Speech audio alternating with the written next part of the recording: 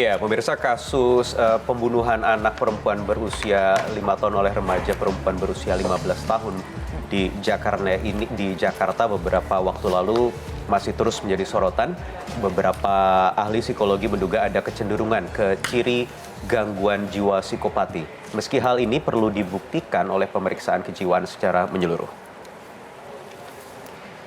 Kepada penyidik kepolisian, pelaku yang berinisial N mengaku tidak menyesal, bahkan merasa puas setelah membunuh.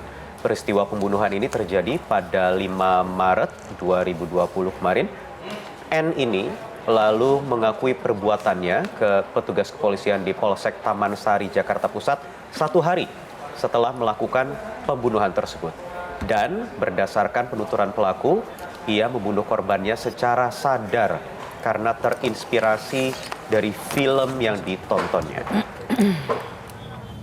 Masih kita dalami dari pengakuannya, dia pernah nonton setahun lalu. Namun ini masih dalam pendalaman karena ini agak sedikit unik. Si pelaku ini dengan sadar diri dia menyatakan telah membunuh dan dia menyatakan saya tidak menyesal, tapi saya merasa puas. Ini butuh pendalaman lebih dalam, mungkin kami akan panggil ahli psikiater. Iya, sayangnya peristiwa anak berhadapan dengan hukum ini bukan hanya kali ini saja terjadi, sudah sering kali, seperti ada kasus perundungan atau bullying di SMPN 16 di Malang, Jawa Timur misalnya. Di bulan Februari lalu, 2 pelajar SMP di sana ditetapkan sebagai tersangka atas dugaan perundungan terhadap seorang teman sekolahnya. Dan perundungan ini mengakibatkan jari kaki korban diamputasi.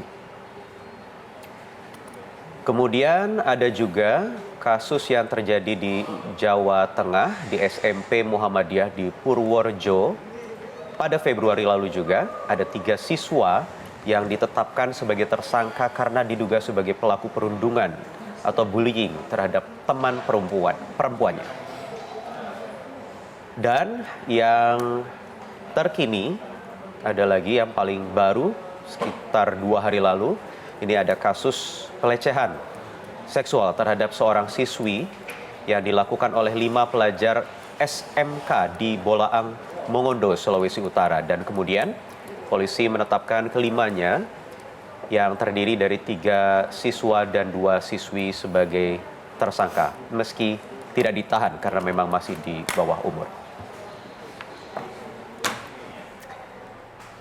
Ya, baik, itu kenyataan yang memang kita hadapi saat ini, tetapi bagaimana caranya supaya kasus-kasus ini bisa diredam, bisa ditutup, tidak akan terulang lagi. Kita sudah kedatangan ada 2 narasumber berikutnya yang sudah bergabung bersama kami di Metro TV Newsroom. Ada Komisioner Komisi Perlindungan Anak Indonesia, Retno Listiarti, dan juga ada psikiater Danardi Sosro Sumiharjo. Pak Danardi, Mbak Retno, apa kabar? Alhamdulillah baik. Alhamdulillah. Saya mungkin ingin ke Pak Danardi terlebih dahulu menyoroti kasus yang terjadi di Jakarta kemarin, Pak. Sudah mengikuti, sudah melihat gambar-gambar, mungkin kita coba saya tampilkan di layar ini. Mungkin kita bisa jelaskan sama-sama, Pak Danardi, apa yang bisa dijelaskan dari gambar-gambar tersangka N di Jakarta seperti itu? Pertama bahwa kalau seorang dokter, psikiater itu diminta untuk bertugas itu harus dijelaskan dulu. Apakah sebagai dokter melakukan penilaian untuk menjadi assessing dalam kaitannya apakah dia nanti bisa bertanggung jawab di dalam tindakan kriminalnya, atau saya sebagai terapis. Itu suatu pekerjaan yang berbeda. Kalau dia menjadi dokter assessing, itu nanti akan memeriksa, mendiagnosis, dan melihat kapasitas mentalnya. Apakah kapasitas mentalnya, pola pikirnya, emosinya bisa bertanggung jawab dalam tindakan kriminalnya. Jadi nanti dihukum atau tidak. Tapi kalau dalam terapis, mungkin seperti ini malah juga menarik untuk dianalisa, apakah ada tindak kekerasan, apakah ada pola pikir yang ingin tindakan sadis, atau dia minta tolong. Itu nantinya dalam suatu terapi, itu yang diluruskan, itu yang dinormalkan, katakanlah. Coba kalau dari sudut pandang itu. Ya, kalau yang kita dengar begitu ya, dia meniru adegan di film seperti itu. Yeah. Apakah memang adegan di film itu bisa memicu seorang anak melakukan kekerasan pembunuhan bahkan? Betul. Jadi kalau melihat bahwa ini usia 15 dalam kurun waktu 11, 15 sampai akhir dewasa, menurut Erik Erikson itu adalah fase berimitasi atau mencari identitas.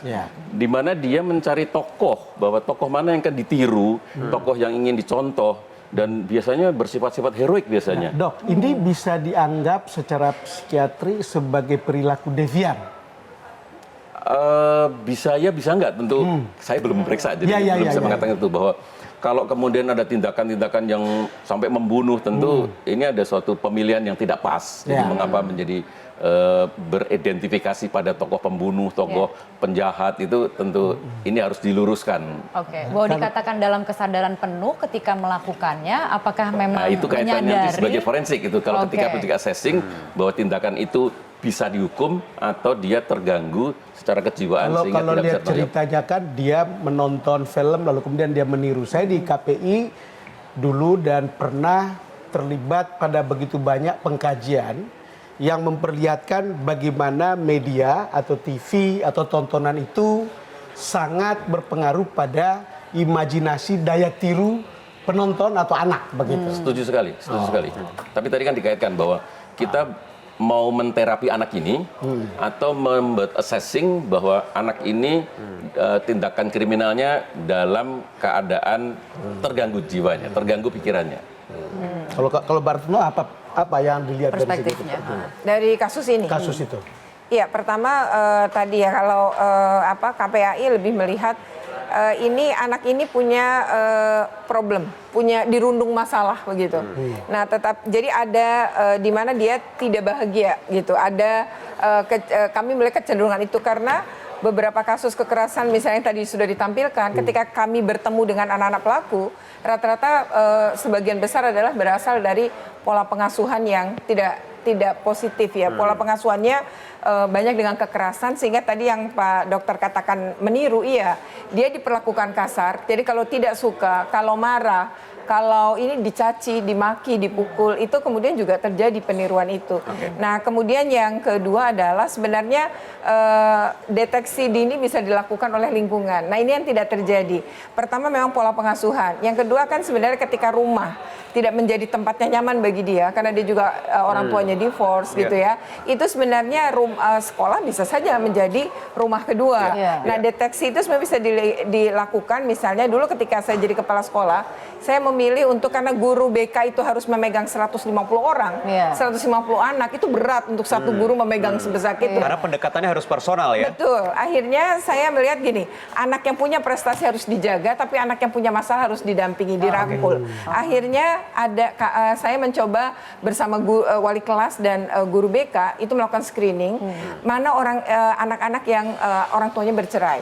Lalu dia ikut siapa pengasuhannya? Apakah ikut ayah, ikut ibu, atau di luar ayah dan ibu? Karena biasanya akan berbeda perilakunya. Nah, jadi ketika dia melakukan pelanggaran atau sebuah kesalahan, kita punya empati atau kepekaan, misalnya gini, hati-hati nyelesainnya, dia sendiri di rumah udah punya banyak masalah, kita jangan menambah. Nah, lalu kita mencoba mencari potensi dia apa ya, biar dia itu merasa dirinya, selain teralihkan, dirinya berharga. Dihargai. Jadi sebenarnya deteksi itu juga bisa dilakukan oleh lingkungan sekolah, selain rumah atau masyarakat ya. Saya ingin ke Dok Danar lagi. Tapi apa hubungannya dengan apa yang dirasakan seorang anak dengan gambar-gambar visual tadi? Jadi tadi ketika seorang anak dalam usia remaja dalam fase mencari identitas atau imitasi tadi, bahwa dia terpapar sesuatu, dia kemudian secara kognitif bahwa ini saya tiru atau tidak ya, itu ada beberapa hal yang di kepala seseorang itu, bagaimana pola asuh sebelumnya, genetiknya bagaimana, kemudian dia memilih bahwa kalau katakanlah ada 10 orang diberi tontonan yang sama, itu peniruannya bisa berbeda-beda. Tentu kalau yang memilih bahwa kenapa jadi tokoh yang horor itu, apakah tokoh sadis itu dipilih, ini pasti ada benang merahnya sebelumnya. Apakah genetiknya, apakah pola asuhnya yang tidak benar.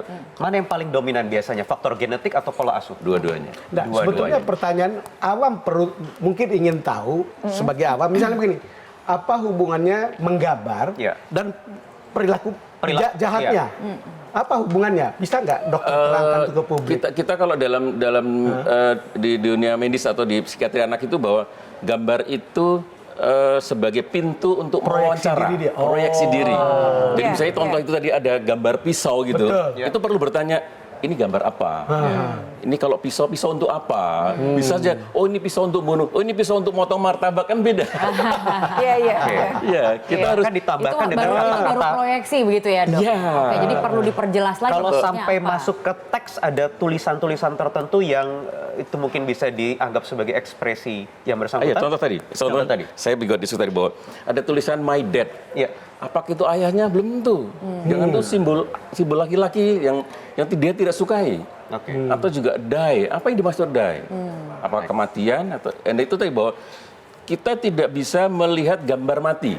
Kita harus Tidak bisa wawancara. melihat gambar mati. Kita harus Ada- wawancara. Iya. Tetapi kan bisa lihat tali temali hubungan antara gambar-gambar ini kan. Setuju. Oke, Tapi baik. tidak hanya gambar saja. Baik, Kita harus kita wawancara. nanti lanjutkan lagi Oke. diskusinya sesaat lagi di Metro TV Newsroom.